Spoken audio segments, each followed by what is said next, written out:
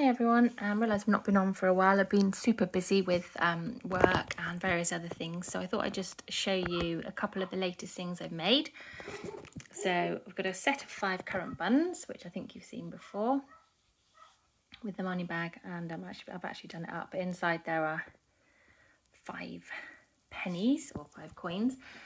This little set here is 5 little speckled frogs sat on a speckled log, so all 5 of them do actually balance up on the log, and then they can then jump down into the pool there. So I did the speckles on the frogs, made the frogs, and actually just stitched the speckles on afterwards, and I did the same with the log.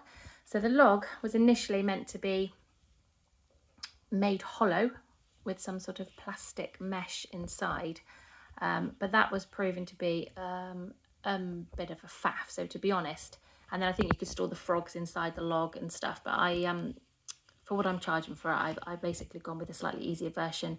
So there is actually, it is quite firm. I've put rolled up cardboard inside and then filled the middle of the cardboard with stuffing, like normal wadding that I'd use, and that's made it really solid. And I've just sort of pushed it down slightly so it flattens down slightly so that the little frogs can, oh, it's going to fall, and can then balance on the top like that. So that was those. This one is probably one of my least favourite makes that I've done. Somebody wanted 5 little men in a flying saucer, which is another children's rhyme. So I got a pattern for the saucer, which was great, a great pattern.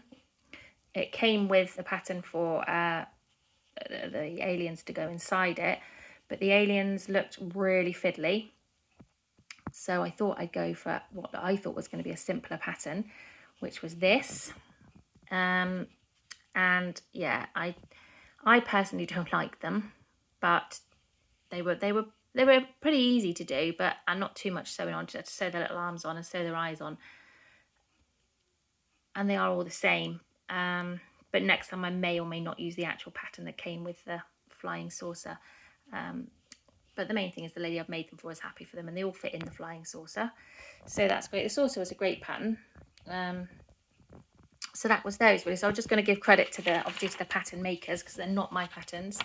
This was the pattern for the aliens, which you could either make like I did in a smaller scale, or you could make them with thicker wool and then they'd come out bigger. So that was where that one was from.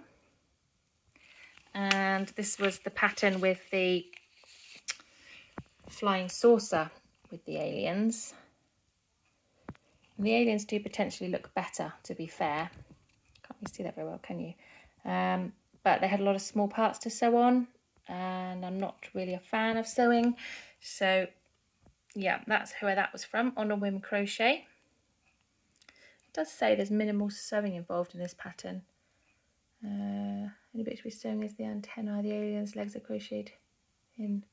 Maybe I should have done them, but anyway, there was only 3, so I kind of figured I couldn't tell what size they were. So I thought I needed to do 5, and I didn't want to be squishing them in. But maybe next time I'll try those. That was that pattern. And this was the speckled log pattern, which was also On a Whim. So the same person as the flying saucer. So I got these off of Etsy.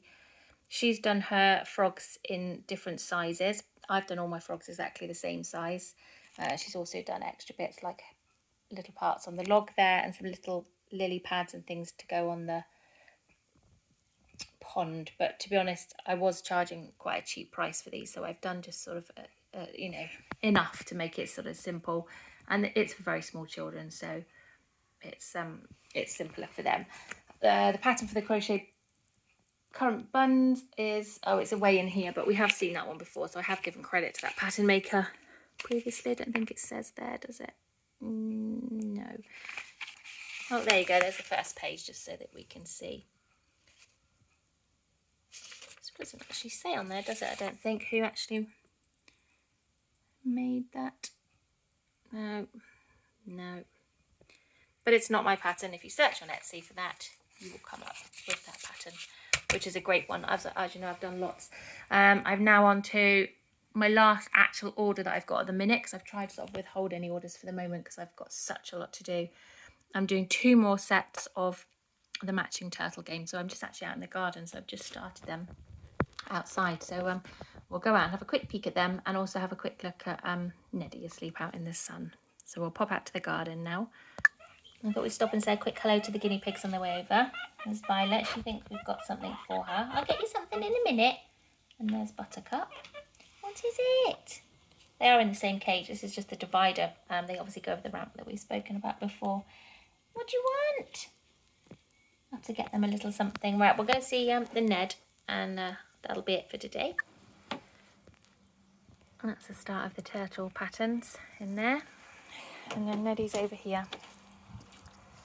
Excuse my washing. Outside, Neddy's he's in the shed on top of the grass. Hello, Ned. Hello, Neddy. Are you okay? Too hot in there, aren't you? Puffing and panting. Silly Ned.